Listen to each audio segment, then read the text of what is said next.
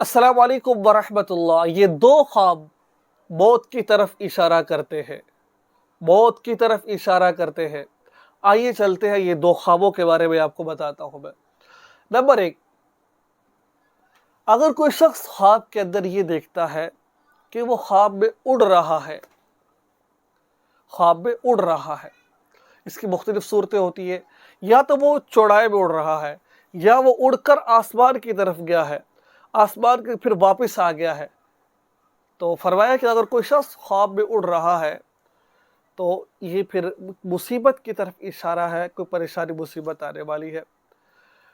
अगर उड़कर वापस आ गया है, घर आ गया है, तो फिर ये बंदा किसी मुश्किल में या परेशानी में है, अल्लाह ताला इसकी मुश्किल और परेशानी को आसान फरमाएंगे।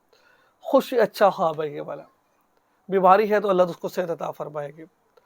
अगर चौराहे के अंदर यानी कि एक जंगल में या कहीं पर ऐसी जगह घूम रहा है, उड़ रहा है, तो फिर इसका मतलब ये बंदा कहीं ना कहीं सफर जरूर करेगा ये।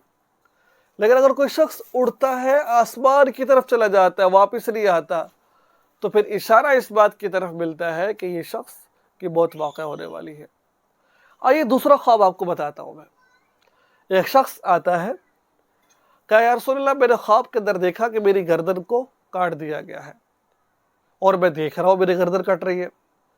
तो अल्लाह के हबीब सल्लल्लाहु अलैहि वसल्लम ने मुस्कुराते हुए फरमाया कि आपकी गर्दन कट रही है और आप किस आंख से देख रहे थे।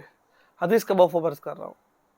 तो इसका मतलब ये था कि जिसने ख्वाब गर्दन कटते देखा है उसकी मौत वाक़या हो, और वो शख्स थोड़ी देर बाद वो फौत हो गया। और जो वो देख रहा था, इसके बारे में अल्लाह के हबीब सल्लल्लाहु अलैहि वसल्लम ने फरमाया कि इत्तिबा सुन्नत पर पाबंद था। हदीस का मफ़हूम अर्ज़ कर अल्लाह ताला का मुक़द्दर माफ़ फरमाए।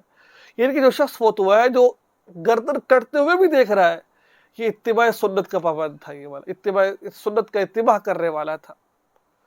तो ये दो ख्वाब है, जो और भी बहुत सारे ख्वाब है, लेकिन ये दो ख्वाब मैंने कहा आपके साथ जिक्र करता हूँ। दुआ में याद रखें, हमारे चैनल को सब्सक्राइब करें और इस वीडियो को आगे शेयर ज़रूर करें।